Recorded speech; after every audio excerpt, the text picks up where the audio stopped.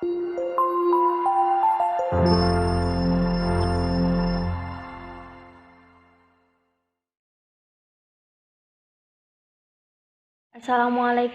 selamat pagi, salam sejahtera bagi kita semua. Kami dari kelompok 4, Markut, jurusan Administrasi Publik, ingin menyampaikan materi kami yang berjudul Model Sistem Pemerintahan Belanda. Perkenalkan, nama saya Mandana Taniela. Saya Ananda Eka Putri Trisnawati. Hai, aku Andini dari kelompok Makrute. Perkenalkan, nama saya Fani Egito Berianto. Perkenalkan, nama saya Isala Belita. Perkenalkan, aku Julia Kartika dari kelompok 4. Perkenalkan, namaku Kalia Hamdasi Syakir. Perkenalkan, nama saya Mutiara Nabilah Ramadhani. Perkenalkan, nama saya Nadira Naria Vitasari. Perkenalkan, saya Prayoga Bagaskara. Halo, nama saya Rahana Madadila. Halo teman-teman, aku Sanin dari kelompok 4. Hai semua, saya Firdian Polia Pratama. Halo teman semuanya, perkenalkan nama saya Zafi Putra Jalani.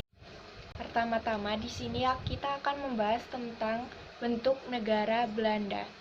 Negara Belanda merupakan negara demokrasi parlementer dengan sebagian unsur monarki konstitusional. Negara ini menjalankan pemerintahan matriarkal selama lebih dari 1 abad, dengan tahta dipegang oleh Ratu Wilhelmina pada tahun 1989. Lalu pada tahun 1948 tahta dipegang oleh Ratu Julia, dan pada tahun 1980 tahta dipegang oleh Ratu Beatrix. Negara Belanda juga merupakan negara dengan toleransi yang tinggi yang menyambut baik para kaum imigran dan para kaum pengungsi.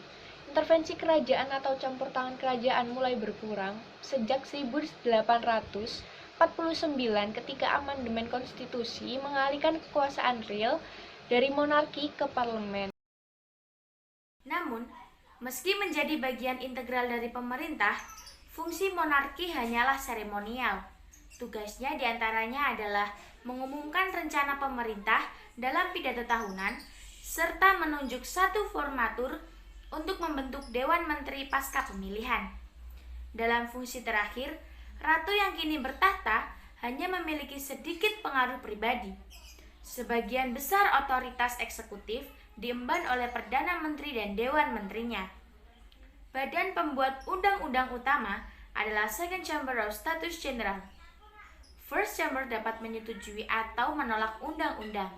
Akan tetapi, ia tidak dapat mengusulkan atau melakukan amandemen. Para anggota State General dipilih langsung berdasarkan representasi proporsional. Partai yang meraih setidaknya 0,66% dijamin mendapatkan sedikitnya 1 kursi. Pemilihan umum diadakan ketika pemerintahan jatuh, jika tidak ada kepercayaan dari State General. Council of State adalah badan penasihat utama pemerintah yang terdiri atas pimpinan monarki, putra mahkota, dan penasihat. Nasihat dari Dewan diperlukan untuk usulan perundangan sebelum UU diajukan kepada parlemen. Di sini saya akan menjelaskan sistem pemerintahan legislatif. States General Parliament Bicameral atau ST-Kamer, Dewan pertama, terdiri atas 75 anggota untuk 4 tahun masa jabatan oleh 12 provinsi. Bertugas meninjau RUU, memeriksa kesesuaiannya dengan konstitusi.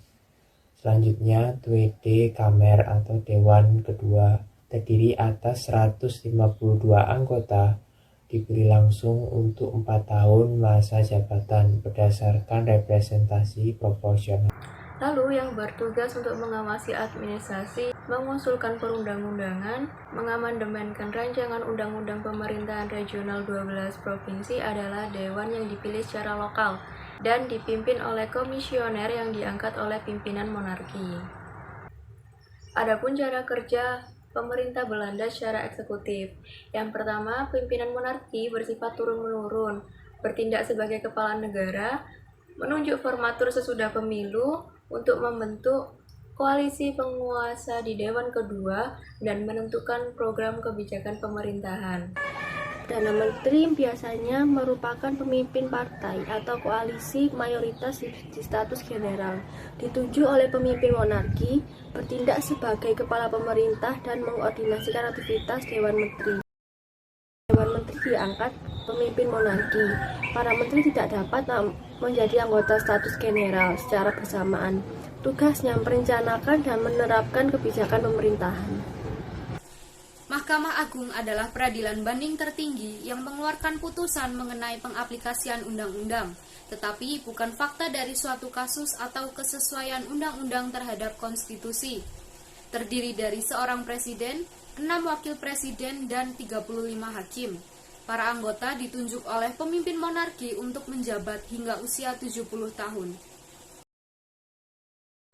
2. Pengadilan banding dengan 5 pengadilan menangani gugatan banding dari pengadilan rendah. 3. Pengadilan distrik dengan 19 pengadilan menangani kasus pidana dan perdata. Keempat, pengadilan subdistrik dengan 61 pengadilan. Sistem birokrasi Ombudsman Belanda mempunyai 4 prinsip pelayanan, meliputi mudah ditemui, berdaya cipta, perhatian, dan siaga. 4 prinsip tersebutlah yang menjadi barometer setiap tindakan yang dilakukan oleh pegawai Ombudsman di Belanda dalam mengawasi penyelenggaraan pelayanan publik. Bahkan menurut petugas penanganan pengaduan di sana, sudah banyak apresiasi yang diberikan publik atas kinerja Ombudsman. Fokus Ombudsman selalu pada penanganan keluhan warga serta stimulannya untuk membangun hubungan yang lebih manusiawi antara rakyat dan negara. Jadi di negara Belanda itu lebih mementingkan kenyamanan rakyatnya dalam pelayanan publik.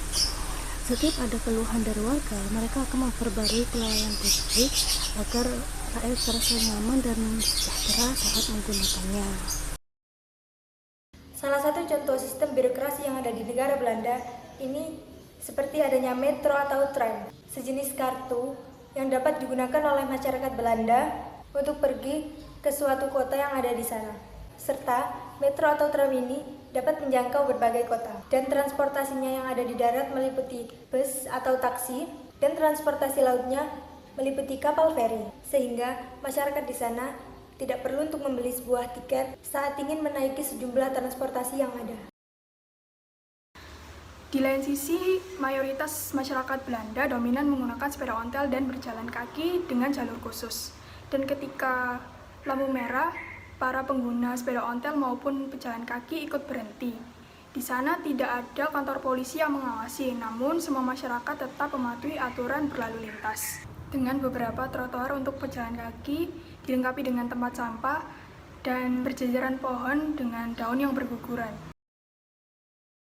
Di sini saya akan menjelaskan tentang perbedaan sistem pemerintahan dari Indonesia dan Belanda. Jika Indonesia, negaranya berbentuk republik, di mana yang terbukti pada Undang-Undang Dasar 1945 pada bab 1 tentang bentuk dan kedaulatan negara Indonesia pada pasal 1 ayat 1, di mana presiden yang menjadi kepala negara dan ditunjuk oleh rakyatnya sendiri. Jika Belanda, negaranya berbentuk monarki konstitusional, di mana monarki ini terbukti sistem kepala negaranya yang berdasarkan oleh keturunannya. Sekian dari kami, terima kasih. Bye-bye.